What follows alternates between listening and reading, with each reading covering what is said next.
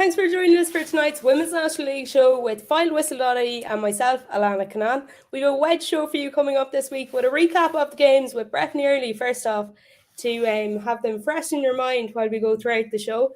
And then we'll dive into some Treaty United representation with Jessie Mendez are coming on tonight with us. Then we'll have Stephanie Roche of Peamount United, a former host on the podcast, of course, back tonight in the guest seat. And then finally, we'll chat to Chloe Singleton to explore all things Galway WFC. So we'll jump into it then and get started.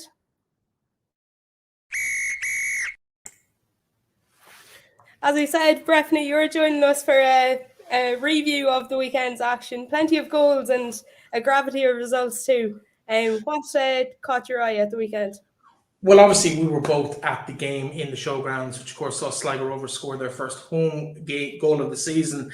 A last-minute consolation, a fantastic free kick from their captain, Emma Hansbury there. But a good performance from both throughout. They really impressed me in stages. Sinead Taylor scored an absolute belter of a goal in the second of their three. So interesting to see how they're going to fare out for the rest of the year. Across the rest of the league, obviously big win for Shells. They'll be happy with a 7-0 victory down against Cork. Long journey back to Cork, having shipped 7 goals. But I saw a stat on Twitter during the week about Abby McCarthy made the most saves during the week. So that'll tell you all you need to know about how that game went over the Saturday afternoon. Peamount, again, impressive start. 2-0 up in the first couple of minutes, 3-2 at half-time, and then Whisper started floating a bit. DLR got 2 goals, back to 3-2. They held on for the win. They'll be happy with the 3 points because DLR have been impressive this year, but I think for me, maybe Peamount, a couple of question marks over maybe their ability to kill off games that they would have killed off in previous years. But I think it's also a sign of how strong DLR have become over the last couple of months. And we saw shades of it towards the end of last year. I've definitely been impressed with what I've seen so far this season. So well done to Graham Kelly and his team over there. But 2 great goals from DLR to bring them back into that game from long distance. Didn't really give Niamh Reid Burke much of a chance in the Peamount goal. And then I suppose Wexford, what we would probably expect. I know you're talking to Jessie Mendez in a few minutes, but what we would expect from that game based on form, 3-0 for Wexford down there. And Athlone and Galway, a great game, 3-1. And again, Chloe Singleton on the show later on. A lot of overlap between those squads over the years. Few players have played for both teams, so an interesting game. But Athlone will be very, very happy. And it's a marker for them in terms of the progress they've made over the last couple of seasons, really, since they've come into the league. I don't think we would have expected that 12 months ago. So from an Athlone point of view, very good. A little bit of a concern for Galway. I'm sure you'll chat to Chloe about that in due course. Yeah, as you say, a bit of not a surprise so much as Galway have been in form at the start of this year, especially. How much of a loss do you think Savannah McCarthy will be to Galway, Breffney, going forward? You know, her announcement of her ACL injury there set to rule her out for some time. Any team would miss a player of her quality, but I think Galway, given some of the players they've lost over the last 6 to 12 months, the experience that they've lost in there that are no longer part of the matchday squad, the likes of Ruth Fahey, the Maeve Burke and others, you can't buy that kind of experience. So Savannah, I'm sure she'll still be floating around, she'll still be there, and she'll be around the squad on match days and maybe at trainings as well. But you're going to miss her something serious on the pitch. But listen, teams have lost players before. It gives others an opportunity to step up into that breach and kind of show their leadership qualities. So it'll be interesting to see who does step forward. Maybe it'll be Chloe. You'll chat to her again about it in a few minutes. But there's plenty of options there for players to kind of get stuck in over the next few weeks and months ahead. And just as you're chatting there, another kind of talking point popped into my head. You mentioned there maybe the shred of complacency tendency about Peamount. Obviously, last year's profiteers off that Shelburne had that big win at the weekend. Do you think that was a sign that Cork City are going to struggle this year, or was that just a massive great showing from the reigning champions? I think a little bit of both. I think it was quite obvious early on that we're looking at 3 teams. Jessie won't thank me for this, but there's 3 teams that really, in my opinion, are towards the bottom of the table. You're looking at Cork, Treaty and Sligo Rovers. And I think aside from each other, I can't really see them picking points up across the table. But it does make that nice little kind of mini league at the bottom of the table where they can be competitive against each other. We saw Sligo's result down at Cork a couple of weeks ago, albeit against the run of play. they'll take whatever bit of luck they got on that day, whether it was a goalkeeper's face or whatever that ended up putting the ball in the back of the net. They don't care, they'll take it. And I think Treaty and Cork will look for that little bit of luck. You never know. We saw last season Cork came to Galway and took home a point in the classic 4-all game, I think, in the first week of the season. So stranger things have happened, but I think Cork are going to struggle this year. I think Treaty possibly the same, and Sligo as well as we go on. I don't think that's going to be a major surprise for anybody, really. Yeah, and we're even beginning to get a bit of a stand on how things are going to go, even with the first few rounds of fixtures in the Women's National League. And as you mentioned, those kind of different segments in the table building. We'll have a look at that now, I think, if we can. There you go. That's the league table. Peamount, of course, at the top.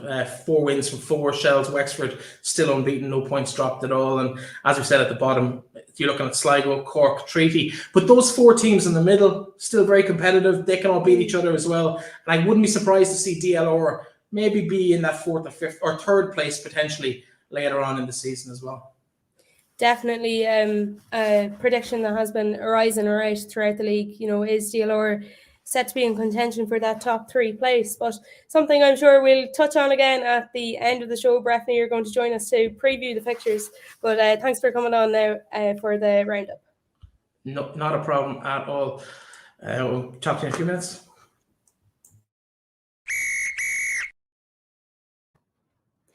Now, for our first interview segment of the show, I'm ecstatic to be finally, as I say, joined by some Treaty United representation here with us tonight, and Jessie Mendez. Thanks for taking the time, Jessie. Thanks for having me, Alana. Yeah, so we're delighted to have you on this evening and chat all things Treaty United, as I mentioned. How would you say, the start of the season has been so far? Have you kind of been wanting to do a bit better than you've been getting on so far, or how do you think it's gone? Look, I think it's fair to say that we knew coming into the season that the first few fixtures would be very tough. We had away to Wexford, DLR and Peamount within the first 4 weeks. So we knew they'd be tough fixtures. But I think they were a great way to prepare for the rest of the season. And you're going to have to play the top teams sometimes. So I thought by playing them at the start of the season, it kind of prepared us for the rest of the season. And for the younger girls that just came up, it kind of showed them that this is the level that we want to get to. Now, it might all be now, but like in a few years' time. So I think while the fixtures were really tough, I think we've already learned a good few lessons from them. Obviously, the results didn't go the way we wanted it to, but I think the positives we can take from it is the performances have been proven week in, week out. Like if you compare a performance from DLR to Peamount or Peamount to Wexford, they're improving. And I think, and also another positive is we had a lot of chances against Wexford the weekend gone. So although we lost 3-0, but I think the positive you can take from it is we had a lot of chances, and then that's the difference between the top teams and what we need to get to is we need to be clinical and put away those chances in order to get where we want to be. Yeah, there's definitely a good way to look at it, as you say, and get them out of the way, bring the positives and bring them into the next few games. Even as we were touching on there, people tend to think there's kind of this 3-tier segments about the Women's National League, maybe that top 3, then the middle, and then down at the bottom. Where do you envisage you guys ending up at the end of the season? Do you think it is amongst there with the Corks and the Sligos, or where do you hope to be, Jessie? Look, we just want to be as competitive as we can in every game and give every team a really good game. And I think, I think personally that we can get into the mid half of the table. The improvement that we've seen in the last 3 weeks, ourselves even has been enormous. So, I think that we can get to the mid half of the table, and I think we can actually upset a few teams this season if we keep going the way we're going and the younger girls keep performing like they're doing. I think we can push on to the mid half of the table. And a new coach too in Don O'Riordan at the start of this year, one of the more revered and respected managers, I think it's fair to say, around any League of Ireland league. How has he kind of gelled with the team since he's come in? And Don has been absolutely fantastic since he came in. I think we all gelled to him really, really well. And I think that's what we needed, I think, because for maybe another 2 or 3 years, it's all about building and improving for us as a team. It's more about learning. As I said a while ago, while results are not going our way at the moment, we just want to keep improving performances mainly. Obviously, we want to win, and obviously our aim for every game is to get 3 points. But I think he's been absolutely fantastic. He's instilled such a mentality in us in such a short space of time. Already he's just worked hard and never, he's just been fantastic since he came in. So I think And even with the younger girls, obviously the Treaty 17s won the All-Ireland last year, so it's fantastic having them up. And since they've came up, he's been fantastic to them, and I think they've already learned a lot from him. Yeah, a lot of lessons spring in, as you say. The two managers last year, is it nice to get this bit of stability and, as you say, experience at the start of this year and kind of get yourself in a good foothold for the start of this season? Yeah, definitely. You mentioned stability there. I think it's so important, I think, because when you know that you have a background team and that are trusted and we're all in it together, it really does help and it does improve performance. Towards the end last year, obviously, we were kind of a bit all over the place and different managers coming in. That is hard and it affects the players. It does affect the players a small bit. So I think when Don came in and he's so committed and so passionate, it really adds to the team and we all respect him so much as a coach. So it helps. You keep mentioning there as well, Jessie, the young girls in the team. You're only young yourself yet, though. I know. I went from being like the youngest at Cork City to nearly the oldest at Treaty. So yeah. But we have literally 15, 16-year-old girls who have been fantastic since coming up. And a few of them are involved in international squads. Michaela Lawrence only a few days ago, probably you all seen her, but she's fantastic. And literally all of them, I could name them all out. They've been really, really good. So taking it back then to kind of the very start, where does your love of football and what you say come from, Jessie? I grew up playing football. My mom's really into football. My whole family is into football. Me and my sister literally grew up on the sidelines. We went to every single game around us. I started off with Wilton United and played all my underage and then signed for Cork City 17s and had 2 underage seasons there and a year senior. So yeah, I've been around football literally all my life. My mom is still even playing, so we've no escape from it really. We're all either at games or playing games or watching games. And would you say then, following in your mum's footsteps, who you say has also played a football and played at a big enough level too, is that part of the reason that it's continued to be such a passion for you? You're kind of taking it from your childhood into your adult playing years? Yeah, definitely. I think she's a huge influence, but she's really, really good to have. After a game, she'll either kill me or she'll tell me exactly what to do. But it goes both ways because I just came from her game there now and I'm telling her what to do after a game. So it works both ways. But yeah, definitely. That's a funny dynamic, all right? Yeah, crazy. So yeah, as you mentioned, Cork City or Cork native yourself. What was it then about Treaty that caught your eye? I think it's only an hour and 10 from my house, so it's actually not that far at all. I think it's a club that's growing, it's improving. There's fantastic people involved, that really, really good attitude. And I just wanted to challenge myself and go up and try. As I said, I was the youngest at Cork City, and I felt like when I went to Treaty, I automatically had to become a leader straight away. And I like that responsibility. So I'm really enjoying it, yeah. And hours of commitment, I don't doubt too, kind of getting up to the bit of football, but on and off the pitch too, it's probably difficult to balance it all. What do you get up to in the day-to-day?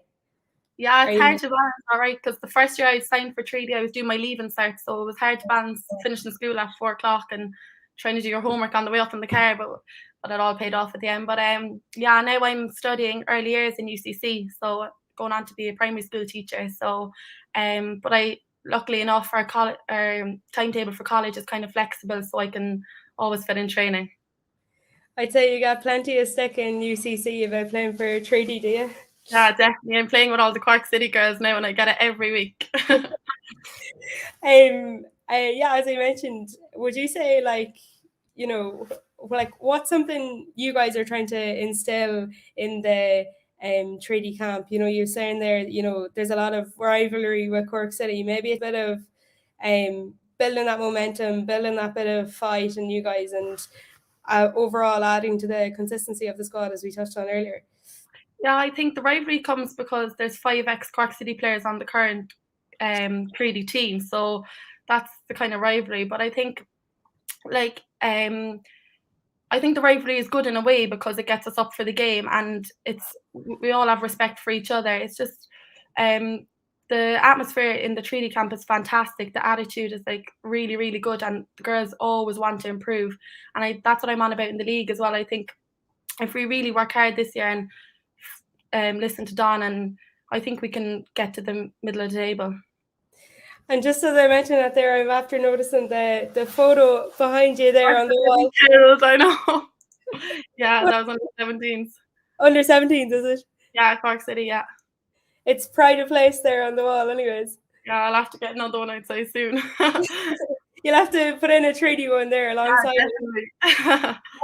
but yeah, it must be difficult sometimes, as you say, kind of trying to build that rivalry and consistency, maybe to try and get a foothold in the league when so many people, as you say, are prone to kind of transfer into whether it be other teams or maybe going abroad for college or whichever.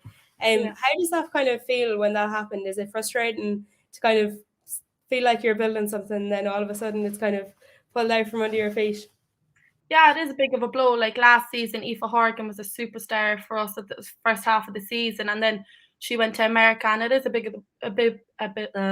of a blow. But like, I think then you just have to adjust, and just keep trying to improve all the time, and just adjust. We can't do nothing about it. Obviously, we're delighted to see the girls go play and progress in their careers, but it is interrupting and it is a bit frustrating at times. But as we said, we like to see the girls do well, and that's all about football. People move on, people go different places, so we just have to go with it and roll with the punches, as they say. But yeah. Leadership and aspect you alluded to earlier that you like. Are you coaching or anything at the minute? I think I came across something on Twitter there that you're trying to get people out to these summer camps or Easter camps. Yeah, I do coach, and I coach at the FA camps most years, and I just had my UEFA C block 1 last night as well, so I'm in the middle of doing my badges as well. Yeah, I love coaching, and I think that comes from wanting to be a teacher as well, so I think it all just ties in. I love working with kids, and I get on really well with people, and yeah, so definitely. Is that maybe a long-term goal, as you say, working with kids, and maybe you could factor this into that and move up the ranks there as well? Yeah, I'd love to manage Irish international underage as well later on in the years after I stop playing myself. So yeah, hopefully.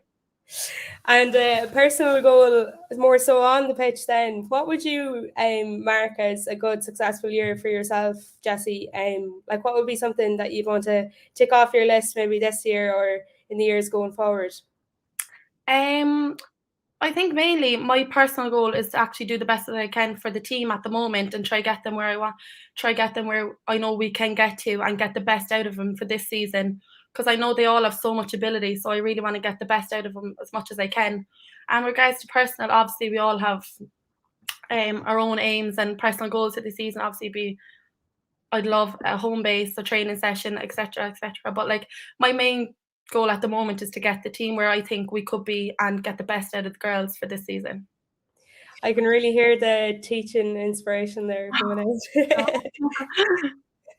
Yeah, you guys had Wexford there at the weekend, as you mentioned, and a 3-1 loss ultimately. But what kind of style do you think Treaty are kind of trying to implement this year? Would you say you guys like to kind of play out from the back as a priority, or what would you say is your I suppose aim so far this year? What are you trying to play like as a team?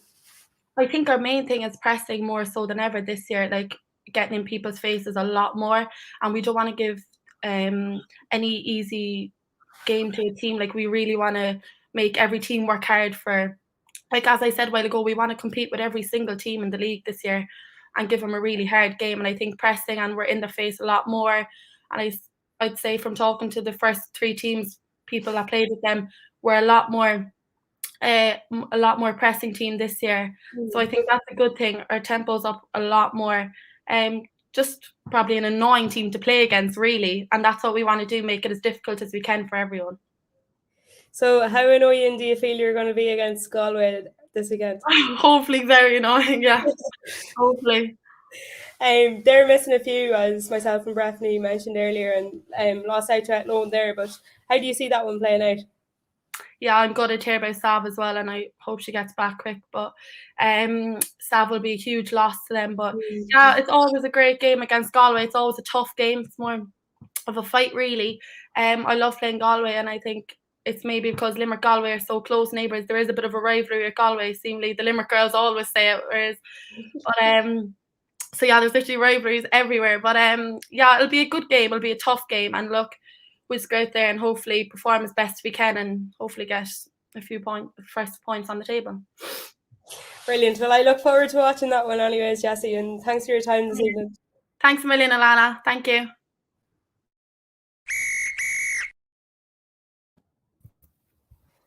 So now from one Treaty versus Galway player to another, we move on to Chloe Singleton this time around with her look at all things Galway WFC, as I mentioned. But thanks for coming on, Chloe. Thanks a million for having me, Alana. I know you joined the podcast, I think, was it nearly around this time last year to the day? Yeah. I'm involved now, but Stephanie and Breffney, you're getting used to this media crack. Oh, God, yeah. I don't think I'm so used to it now, but yeah, it's not too bad. Do you ever get used to it, I suppose, is kind of... I don't think so, no. They're like, obviously, you know, I think with the league, you're always going to have something to do along the lines of media, but, you know, yeah, it's always a bit nerve-wracking, I feel. Yeah, I don't think you'd be alone in that regard. But yeah, to start off, I guess, as myself and Breffney were mentioning at the top of the show, you know, they lost to a dogged Athlone outfit at the weekend. What do you think went wrong for you guys there? I don't know, like as you mentioned, obviously Sav is obviously going to be a huge loss to us. We obviously can't use that as an excuse now for the rest of the season. Like she's going to be out for the rest of the year. Obviously, such a huge loss to us. We had a few girls out due to illness. Obviously we can't make excuses. Like it is what it is. Athlone are a very good side. Like it's like a local derby with Athlone. Like it's only an hour up the road. But no, look, I don't know what went wrong. There was a few things down to obviously missing players due to illness. Obviously Sav. I think we had two goals ruled offside. I think they were a bit controversial. Obviously that's going to happen in the league. Like that happens in every game, really. You get a goal ruled off for offside. But look, Athlone put away their chances. We didn't. Like we had a load of chances in the first half that we just couldn't convert. And then Athlone obviously punished us then when it came to their chances, which is just such a bitter pill to swallow for us. I'm still getting over it. Like it was really tough one. The weekend was just ruined for me, really, because it was such a massive 3 points to lose out on for us. But look, we're just looking forward to this weekend and hopefully converting another 3 points. Is that a rarity or a commonality there, Chloe, the weekend being affected by the football on a Saturday? Yeah, no, it is very common. Like if obviously you want to win because then you have a great Sunday then, but no, it really does. It brings it into the next week. Like even Monday and Tuesday, I was just depressed nearly with the result. It's like haunting me. So we're really raring for this weekend just to hopefully convert it and make a few changes. I getcha. And then as you talked about earlier as well, obviously the major loss of Savannah McCarthy announcing that she won't be back for quite some time. I know you're saying you can't kind of dwell on it too much, but what was your reaction as a team to that, and how do you think it'll affect your season? Look, when it happened at the time, obviously it was a very dramatic kind of injury at the time. It was against DLR. I think we thought it looked worse than what it was. We were all hoping for the best, obviously. When she told us during the week what it was, we're obviously all gutted for her, like, and we wish her the best. But like, I think it's every player's worst nightmare is to do an injury like that. You go in every game hoping you come out uninjured, like, you know. For Sav, it's such a loss, obviously, for the team. She's a big personality, like on and off the pitch. So yeah, no, it's going to be a big loss to us. But to be fair to her, she's going into an injury in good nick. Like she's in great nick, to be fair to her, and like with the determination and motivation she has, I know she'll come out stronger. And my only fear for her is that she'll rush the recovery nearly because she's just so eager to get back on the pitch. But she's in good hands. Like, look, the FAI are looking after her. I think she's getting her surgery later on this week. All the best to her. We're really all behind her, and this she's got a great support group. Like, we're from us, from the FAI, her family, her friends. Like, you know, she's got great support around her. So hopefully now she just keeps the head up, really. Yeah, myself and the guys here at Final Whistle would like to extend those wishes too, because as you say, brilliant player and lovely person too, I think it's fair to say as well. But yeah, definitely. Given You have been, as you say, firing away there for Galway. You've also had some recent champion with NUIG, I believe. Yeah, no, it's been a good year, to be fair, with the college. Obviously last year with the whole COVID scenario, there wasn't much going on in college, but no, brilliant this year to get that win. Obviously we couldn't do the double, would have loved to have done the double, the cup as well, but Maynooth unfortunately knocked us out. They're obviously a great side as well, but no, it's nice to actually win a bit of silverware for once. It's been a while really, but no, it's been really successful, and all the girls are lovely. Like, a lot of the girls I play with a lot of the girls with Galway as well, so it's a great dynamic to have. Like, we've obviously gotten closer because of the college football, and it's just so enjoyable, like, you know. But no, it's been a good year. You're nearly going year round then, I'd say, at that point, area, if you're going from WNL into college football. Why do you still kind of want to do it? Like, what's the draw for college football as well? Well, I think college football, like, it's obviously not as competitive. You can have a bit more fun with it, obviously. Like, there is that side to it where there's a more of a social side to the college football, which is obviously really enjoyable. But look, it's football at the end of the day. Want to be playing, want to be having game time. Like, it does clash. Like, we were running into pre-season and the start of the season with the college football, so it is a lot, like, on the legs. I myself was injured at the start of the season due to the college football, but like, I think at the end of it, it is worth it. Like, we won something out of it, and to be fair, the memories you make with the girls, there's a lot of international players, a lot of Americans that come in, and they enjoy it. Like, they're on Erasmus over here, and they're just getting to know us for the few months that they're over here, and like, it's just a great experience, really. Like, you get to know people that you wouldn't usually, like, get to know on a daily basis. So no, I really, really enjoyed it, really. Did you get the champagne out again, whether it be emoji or actual one out for that one? Yeah, there was definitely a few celebrations, yeah. I was laughing there. I remember the time of the last day of the season last year, and there was a bit of jiving going on Twitter, about, you know, people saying, "Oh, Peamount are 2-0 up here against Galway, they can pop at the champagne," and you would have popped back yourself. How wrong they turned out to be for you. Stop. I know. It bit me back this year anyways. Yeah, I don't know. I think there was nothing malicious behind that comment at all. It wasn't really it wasn't really towards anyone in particular. It wasn't towards Peamount girls. Like, they're obviously a great side. They thanked us a few weeks ago. Like, but no, it was just a bit of banter, really, and I think they understood that as well. Oh, definitely, yeah. All in good fun. But anyways, it adds all to the occasion anyways. I think all that bit of kind of back and forth and even rivalry, like Jessie was mentioning. Sorry, what did you say? I was saying all the rivalry kind of adds to it all anyways, like Jessie was mentioning. Yeah, there's definitely a lot of rivalry within the teams. Also, she was saying it's kind of like a local derby between us and Limerick as well. Like, there's definitely a lot of rivalry, especially this year. I think the gaps are being closed. But yeah, I think every game that it's unexpected, the results, really. Like, a few results are kind of expected, but I think this year especially, there's been a lot of unexpected results so far, even. I'm sure you won't be hoping so, but from a neutral point of view, I'd say long may it continue, because it makes the league absolutely fantastic to watch week in, week out. But given Galway had a lot of signings in the off-season and the end of last year, as we just touched on too, there's a lot of hype about you guys coming into this time around. How do you kind of think that has all come together, and how do you kind of take to that speculation as a player? Yeah, like, obviously you don't want there to be too much hype about you, because that adds to the pressure.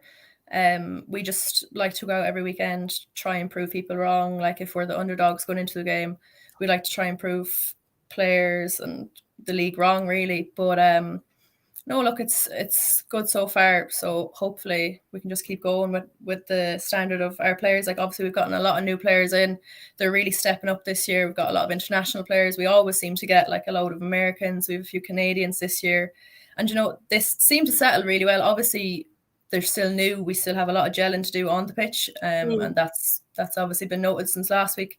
But no, it's been great. And like I said, it's kind of like the college perspective. We get to get to know the girls, like, on a different basis, and, you know, you always have connections then when you're going abroad or anything. Like, so no, it's obviously it's a huge change, and there's a lot of different dynamics on the team, but no, it's been working out so far, and especially the training has been phenomenal. Like, it's definitely stepped up a good bit this year. on the training ground. There's a higher intensity, which is always a good sign. So hopefully we can bring it into the game days. And a new manager too to add in on top of it all. Does that take a bit of time to adapt to a different way of playing? Definitely, yeah. Like, we're obviously, everything's new this year, new management, a lot of new players. Like, there's a lot of newness, which I think freshens up the team a bit. Like, you new isn't always a bad thing. Like, it's a good thing as well. Bit of, like, it's something we kind of needed. I think Galway was kind of in a bit of a slump over the years. So yeah, definitely. I'm enjoying the training so far. It's been really good. I love the new management. Like, that we get on really well. Like, everyone gets on. There's a good bond there between the players and the staff. So hopefully that just continues. Obviously the run of bad results hasn't been great. But no, it's good in camp. Like, the training's really well. There's always positive vibes. So that's always a good thing. And Alan, fair play to him, he puts in some amount of work. Like, he really does. So no, it's been really good so far. And there's a lot of chat as well about the up and comers in Galway, because I know no more than Jesse, you're taking this kind of new kind of leadership position, if it's fair to say, and then kind of you're not even, you're still very young yourself, yet there's younger players coming in onto the team. How does that kind of how do you deal with that yourself, kind of like taking on that bit of responsibility maybe? Yeah, like, there's a lot of younger players, and it's hard to believe, because I was only there a few years ago. I was only that age, and it's hard to believe that, like, now I'd be kind of viewed as a more senior player. I know Jessie was kind of saying that as well, but no, it's hard to believe that, like, you're looking at the younger girls and you're like, geez, I was there not so long ago. Like, and to be fair to them, hats off to them, they're really stepping it up. Like, there's a lot of competition for places in the squad.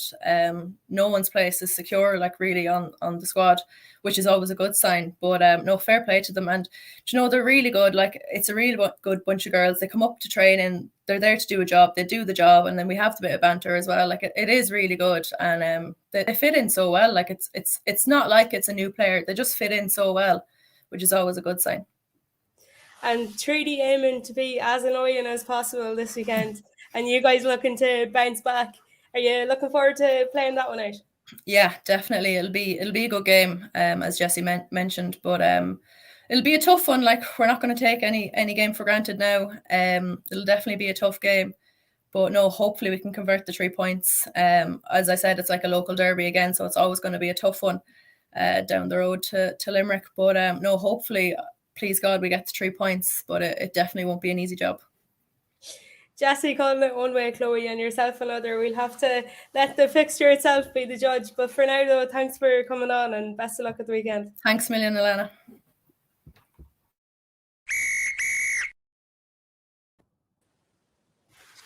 Now, finally, for our interview segment, I'm joined by Stephanie Roche, former host of the show and current Peamount United star. Stephanie, back on the show again, as I mentioned, but in the opposing line of fire this time around. Yeah, Alana, it's good to be back. Thanks for having me. It's a little bit different, obviously, being the one asking or being asked the questions than having to ask them. So we'll see how this goes.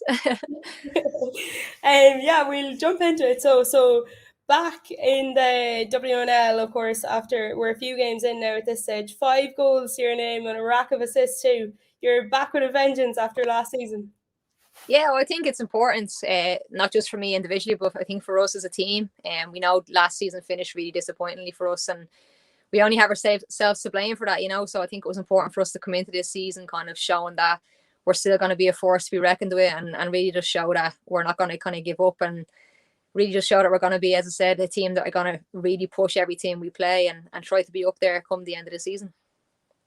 And you're up for the recent Goal of the Month nominations now too. As I see there, I think it was just there during the week it was announced. But yeah, Puskas Roomland shaking throughout the league once again. Oh God, I don't know about that now. But yeah, no, I think it was just an opportunistic type of goal. I see in the keeper off our line and gave it a go, and obviously it thankfully dipped below the crossbar. But now look, as I said, I'm just happy to be enjoying my own football. The start for Peamount has been good. We still have a lot to work on. Things haven't been perfect by any means. So for me personally, it's about winning games with Peamount. And obviously if I can tip in and score some goals and get some assists, that obviously helps the team. So. And you're just back from home base training there, I believe yourself. You're flat back on the road back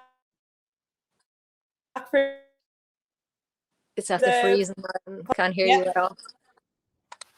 I think you're back. Sorry, there say from... that again. Just completely froze. No, you're okay. I was saying you're just back from the home-based training session yourself. I'm sure you're wrecked, but you're dedicated to the podcast nonetheless. How does the home-based sessions kind of play into your training regime, I guess? Like, do you enjoy them, or what do you kind of take out of them? Yeah, look, I'm actually just in the door, so I had to text you to make sure I didn't think you think I just abandoned it. We just got a little bit delayed at training, so I'm literally straight in the door and onto the phone. So I obviously didn't want to let you down. But yeah, look, at the home base is brilliant because obviously PMount training is usually quite a high intensity, but when you're bringing kind of the best players in Ireland together, it adds to the intensity of the session, and it's just important to get that kind of extra bit of work in during the week. But for me, I train with the boys as well on a Wednesday night when I'm not training with the home base. So for the weeks we don't have that, I try to kind of keep myself ticking over by training with the lads. So look, it's a good session. It's good to get together with all the players kind of who would be looking to be part of the senior setup, and obviously some of the under 19s, under 17s are involved as well. So it's just nice to kind of, as I said, get together with some of the best players in the league, and the intensity and the competition within the session is usually quite good. So it's good to get that kind of high intensity session, as I said. And I know the training with the boys kind of thing is a thing Vera Pau has marked out as something she thinks is a great idea too. What benefits do you think you get out of it, Stephanie? Yeah, I've actually trained with the lads most of the time whenever I've been home. Kind of, I'm lucky enough that Bray Wanderers let me train with their underage setup. So I've kind of always done that and tried to get in sessions because I think it's just important to be playing at a higher intensity. Obviously, as I said, when you're playing with PMount, you try to bring that intensity to every session, but there's some things can factor into maybe the sessions maybe not being at the level that it should be. So I think it's important to be able to go and play. The lads are always going to be faster, stronger than us. So it's just a challenge, a different type of challenge to hopefully when you do go to play at international level, you can kind of have that little bit of experience of playing against kind of, as I said, more powerful players and having to make decisions quicker and move the ball quicker as well, as I said. And as you mentioned, quite a lot of Women's National League representation in the Irish camp now at the minute, both at the home base sessions and at the competitive squad. Do you think that's reflective of an increased quality throughout the league? Yeah, definitely. I think you can see all of the clubs around the league are trying their best to bring up the professionalism of whether it be the training or whether it be the matches. And I think a lot of the clubs around the league have to take good credit for that, because that's what we need as players. We need the clubs who are backing us to really kind of give us the best opportunity so that when we do go to play international football, we're ready for it, And I think most clubs, as I said, have done it for years. Now with the backing of the FAI, and obviously if some of us can go and train with lads teams as well on the days that we don't have sessions on with our clubs, it's important. So I think it's great to see such a mix of players being brought into the senior setup. And also I think the under 19s and under 17s, you can see a lot of the young players that are coming up through the leagues are now starting to play senior football in the Women's National League. So it's I suppose from both points of view, it's a good sign. And then kind of moving away from that and back to what I touched on the start, the kind of whole media side of things. You dipped your toe in the water, as I mentioned, as presenter last year, but you do a lot of work kind of across national media too. Why did you feel like that's something you maybe wanted to pursue, Stephanie?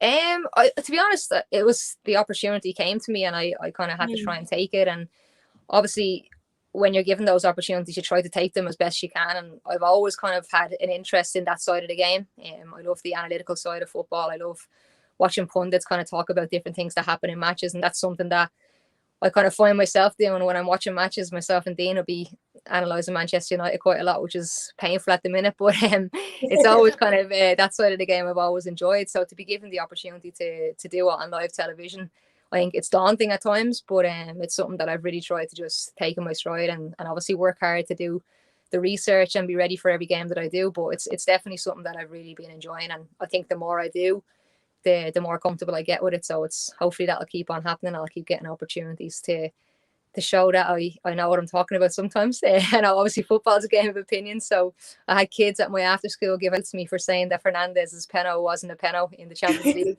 So I obviously will always have people doubting what I say, but that's football, isn't it, in the end of the day? I know the feeling. But yeah, do you feel there should be more of those kind of opportunities offered to players in the Women's National League or women's football in general? Because maybe it's something that that avenue has always been there for male players or athletes. Just maybe like, you know, they can capitalize on their phenomenal career and kind of extend it into that kind of thing. Do you think it's something we need to see more of in the women's side of the game? Yeah, definitely. I think you can see it. Like a lot of the girls have got opportunities, like Karen Duggan. I think has been brilliant every time she's done it. And Pearl Slattery has done a bit of work on RTE around the Women's National League or FEI Cup finals. Like so many more of the girls can do it. I think so many of the girls know a lot about football. I think it's about just giving them the opportunity to kind of be out there and be seen and be heard talking about it, particularly when it's around women's games, because I think a lot of us within the league would know a lot of the players that are playing, and sometimes maybe you might have men coming in who might not know a lot about the players. So I think it's important to have a good mixture of people who obviously have opinions, but also people who understand the women's game and know different players within it. So I definitely think it's something that's changing. I think there's more and more girls being given opportunities to do it, and hopefully that can continue. And it won't be kind of, I think overall, even in England, you see whenever women do the games, it's slowly starting to change in terms of people being shocked by it or people saying, oh, there's a woman doing this, because it's kind of become a little bit more common, you know. So yeah, hopefully that can happen in Ireland too, and there'll be more and more opportunities being given to more female players, and they can then become female pundits and female analysts, as I said, because they know about football, they know the game, and they should be given the opportunities, I think, as much as men. And you're quite active too, as you said, on social media for both the men's and the women's side of sport.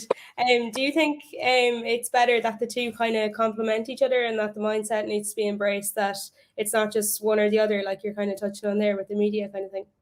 Yeah, well, I think, look, from football point of view, I think women's football and men's football is quite different. You know, there's different, there's different kind of, I suppose women's football is more technical in terms of, I said before, the boys are more powerful, they're faster, they're quicker. So the women's game can be different at times, you know. So I think it's just about kind of embracing the different styles of football. And I think most people that I know who love the game can see the differences within the two men and women's games, and they go and enjoy the games no matter what. So I think it's just important to have an open mind. I think for years it was maybe just your opinion was made before you even seen a woman's game. You know, it was kind of like, oh, it's not going to be great. But then, as I said, people I know who are involved in men's football who have gone to watch the women's game will have a different kind of opinion on it after going to see the matches. So I think it's just, as I said, important to go and see it for yourself and make your own decision personally, because I think if you were to read some of the comments on Twitter and all that, you'd never go to a game. So I think it's just, yeah, make your own mind up and go and watch it. There's plenty of opportunity to do it now. It's going to be on TV a lot. There's games in Tallaght Stadium selling out with the Irish team. So it's there for everybody to go and watch now. It's just important that people do it and have their own opinion, as I said. And of course, your vast experience testament to that, as to the heights you can reach all over the world with football. And you've had stints all over abroad and in throughout the Women's National League in your career. Would you kind of recommend the experience? In terms of going abroad to play? Yeah. Yeah, well, I think, look, as a footballer, you have to have ambitions. And I think, as I said before, the Women's National League is definitely improving. I think in order to keep our best players, we're going to have to try and make that step forward to either go semi-professional and hopefully in a couple of years, maybe professional. But look, I understand as well, there's a lot that comes with that as well. It's not going to happen overnight. So I think it is important for young players to have a plan and a dream to go and play at a higher level. I think when you see some of the girls who've been playing the Women's National League making the move over to WSL2 or WSL1 or different countries, as you mentioned there, I've been. So it's important to have, as I said, a plan in your head and how you want to achieve the highest you can achieve. And I think that has got to be aiming to play professional football. But I suppose hopefully the ultimate goal would be one day to see it kind of progress this side to Ireland, will it be? Yeah, of course. And that's something that I've obviously gone on about quite a lot. But again, I understand it isn't easy to do it. You know, there's a lot that needs to be put into it. I think times are definitely changing. You can see the FEI are definitely putting more and more work into the women's side of the game. So long may that continue. And I think, as I said, it might take a while before we hit a stage where we're able to be semi-professional. But I think that should be the goal. And I think we need to try and push towards that. But as I said, I'm just the player pushing for it to happen. I understand there's a lot going on behind the scenes that has to happen before it can. But as I said, hopefully the kind of spotlight that's been on women's football will stay there, and it'll just increase and get better and better, and more people will want to see it happening. Now, I've been instructed by my producer here to ask you about your favourite experience in Houston. I wasn't sure how to segue into that one off the back of that. I'll just let you sort that one out. Yeah, a random message from Stephanie early to come and go and see the NASA. I think that's what he's getting at, is he? Yeah, so I think we all know Irish people, when we're abroad, we always manage to find each other. And Stephanie was doing his cycle around the world pretty much, and we happened to be there, and we met him and we went for a nice day out in NASA, which is random as it comes. And as random as it is in this podcast, but I just thought I'd bring it up. It kind of intrigued me. I was like, what? Okay. What's he saying this for? Yeah. So meet in NASA though. But then back this side at Piedmont, as I said, back with a vengeance and with plenty to prove this year, and you guys have so far. You're unbeaten, as I said. What do you guys think, you're kind of trying to improve on from last season, trying to bring in this time around to make sure that kind of thing doesn't happen this time? I think it's just to not take our foot off the pedal. I think last season, towards the end of the season, we kind of knew we just needed a win. And before the DLR game, obviously we drew that game, and then we went into the Galway game needing a win, which put pressure on us. But I think it's just to really be focused in every single game we play. And even for myself personally, I probably would have thought some of the games where you're winning maybe 3 or 4-0, you kind of can switch off, but it's important to go into every game with the same mentality. And I think that's what we tried to do at the start of this season. And as I said, we haven't been perfect by any means. We know we still have a little bit of work to do. I think a couple of the games, particularly against Treaty and DLR, we were probably poor. We took our foot off the gas in the second half, because we were winning by so many goals and we thought we had it won. So I think that's something that we're going to try and fix. Obviously, a big game coming up against Wexford, where I think we all know we won't be able to do that, because they will punish us. So that'll be a big test for us. But I think it's just about, as I said, taking every game as it comes and treating every game as serious as you would every other game, because I think it can be easy, as I said, when you're playing teams like Shelbourne and Wexford, who are probably one of the two teams who will be pushing us for the league. Galway, DLR are definitely pushing as well now. So I think every game we go into, we've just got to take it as serious as possible and make sure we get the 3 points. And that's the goal. That's been set from the start of the season. And I think, as much as it was disappointing to lose the last season the way it did, I think it's helped us, because I think it can be very easy to slip into a comfort zone and kind of go, all right, we're doing really well, we're brilliant, we're this, that and the other. But now it's a reality check. We know we're a very good team with very good players, but we still have to put the work in and make sure we put games to bed and get the points. And you mentioned the Wexford game. We'll definitely touch on that in just a second. But yourself and Anya Gorman linking up again last weekend. And as I said, littered throughout the assists and goals tallies so far this season already. Described last week as the dynamic or deadly duo. I forget which one in particular it was. What's it like kind of playing together for so long and, being up there as two of the best players the league's maybe ever seen? Making you blush now, but yeah, look, I think anyone who knows Anya knows how great she is. She's just the perfect professional. She's also has a bit of talent to go with it as well, which is nice. But I think from me and Anya's point of view, we've played together since we were 12, 13. So I think it's hit a stage now where we just telepathically know where each other's going to be, So I think that's nice to have. We're also playing kind of closer together this year, or we're basically together up front, so that's nice. Obviously last season we would have linked up from her being on the wing and me being up front, but I think we're showing now that we can really be a force to be reckoned with in terms of we read each other really well. And I think it helps when we have players like Sive Doyle out in behind us. Erin's been brilliant since she's come in. Alana McAvoy out on the wing as well. Jetta has obviously joined us from DLR, and then you have the girls in midfield and defence just keeping everything tight at the back. So it's important to have those players around you who can feed you. But I think from myself and Anya's point of view, I think it's just we know each other so well now that we know where each other's going to be. So, but we were saying after that article came out, we're like, we probably won't score another goal for the rest of the season now. So we just have to keep on going the way we were. And yeah, hopefully, as I said, come the end of the season is when it matters. So hopefully we can keep banging them in and keep on getting us wins. I find the not scoring again now very hard to believe. But as I mentioned, we'll move on to Wexford then. The final question for myself. Possibly the fixture that has the most kind of weight so far this season, given, I suppose that one Wexford Shells was postponed that time, and then this one now is probably the biggest one we've had so far. Someone's got to come out on top. Why do you think it'll be Peamount? Look, I think it's going to be a tough game, and I think for us we had an even bigger point to prove probably against Galway in that game because of the way last season finished. I think we showed great character in that game, and look, as I said before, I think in some games you can go into them and you're winning by a lot of goals at half time, but I think it's safe to say this game is going to be tight. It's going to be competitive. It's going to be well fought, and a lot of the girls in both teams are looking to win. So it's going to be a great game, I hope, for the neutral. But from my point of view, obviously, you can't take anything for granted. You don't go into any game thinking you're going to win. So I think it's important just to go in with the right attitude, work hard. Wexford always work hard. They're always a team that are dogged and dig in and really try their hardest. So I think we're going to have to match that, and then hopefully our quality can shine through as well. Well, I'll be counting down to it anyways. There's no doubt it's going to be fireworks, as you mentioned. But for now, a big thanks for coming on, Stephanie. I really appreciate it. Thank you, Alana. No problem.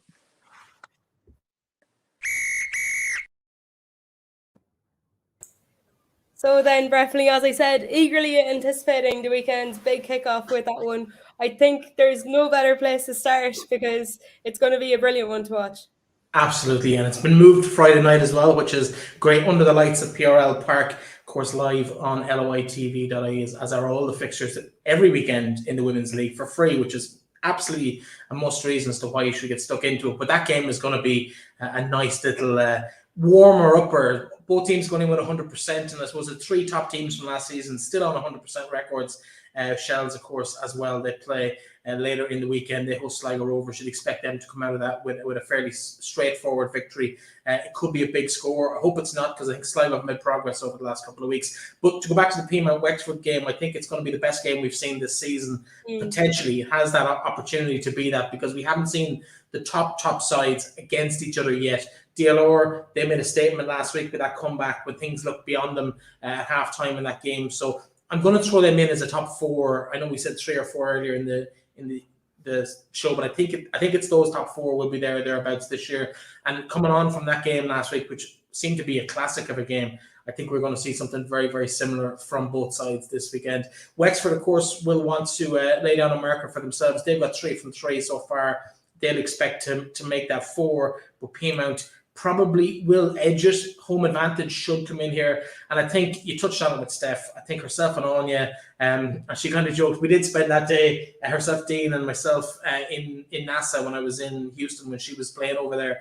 And I know them both individually about 10 years or so, and that's why they were involved last year. But herself, I met her on a team that she played up front with Anya O'Gorman with the colleges. You heard Chloe earlier talk about how the colleges is kind of a different kind of vibe to it. So seeing those girls in that environment when they were 18, 19, 20, eager to get on, just breaking into the Ireland team and kind of starting to make a name for themselves, and the careers they've gone on, they know each other so well. And that has just developed through, whether it was with Stella Maris, with certain colleges that were both in at certain times, with Peamount, with Ireland.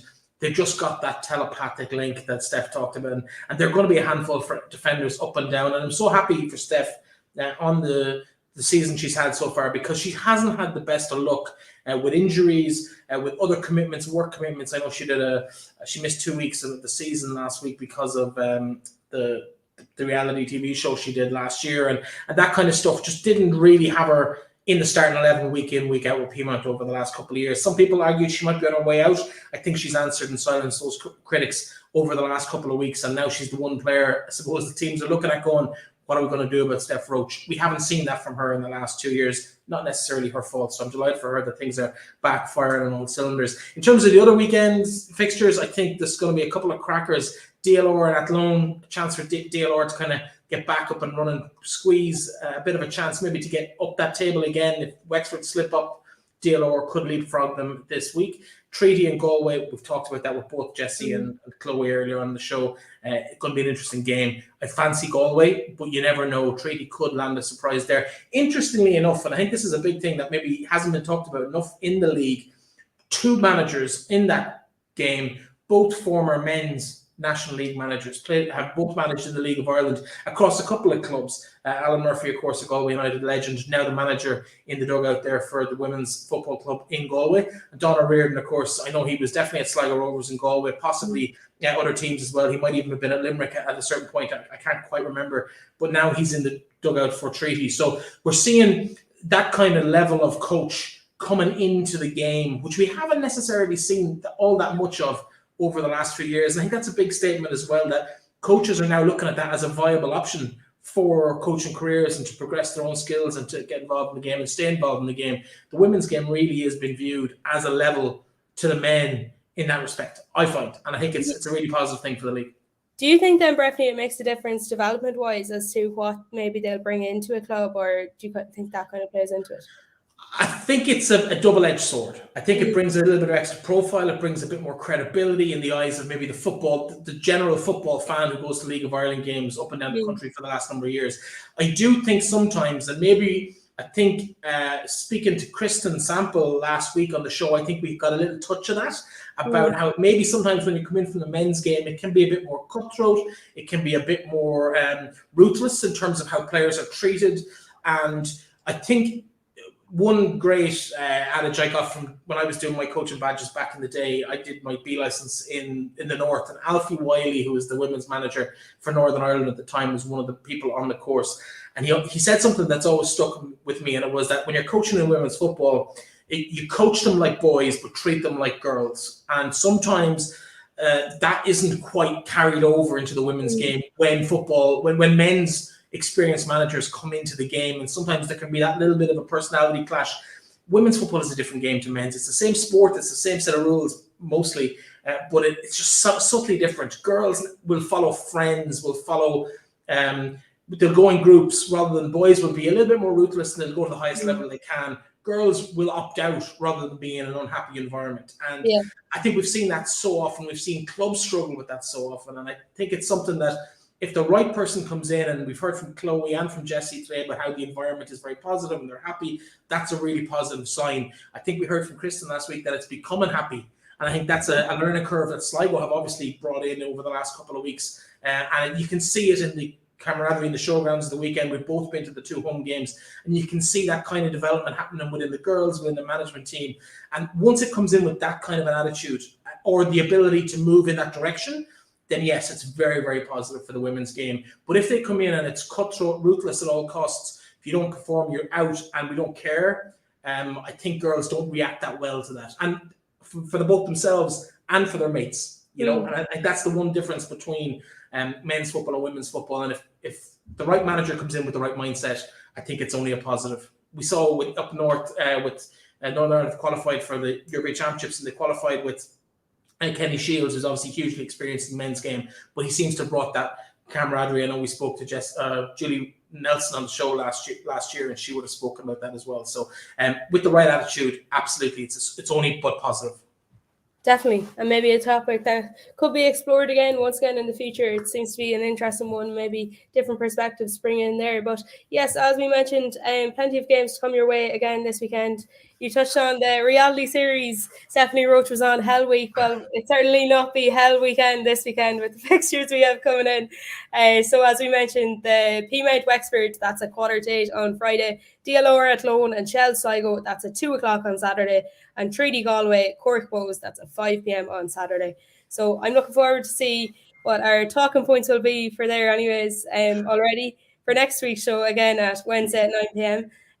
Before I let you go, I just one thing I want to jump in. I know you're on your wind up, but 2 things. We didn't really talk about Cork and Bows. I think Bows will be a bit stronger than Cork going into the game, but the trip might work in Cork's favour. I'd probably go for a draw in that game. I've been very impressed with Savannah McCarthy over the last 2 seasons. I know she made 7 or 8 saves last week despite conceding 7, so we'll see how that goes in that front. And the other thing is, we have to talk, we're talking goalkeepers. We mentioned earlier in the show, she was on the show last week or the week before. Kristen Sample scored the most bizarre goal I've ever seen from an indirect free kick. There was a player offside, both player was offside, and she took the kick and it bounced over the goalkeeper into the back of the net. The whole stadium went nuts. The announcer announced it, and then the ref gave a free out, and it kind of took about 4 or 5 minutes for people to realise what had actually happened. goal disallowed, you can't score from an indirect free kick.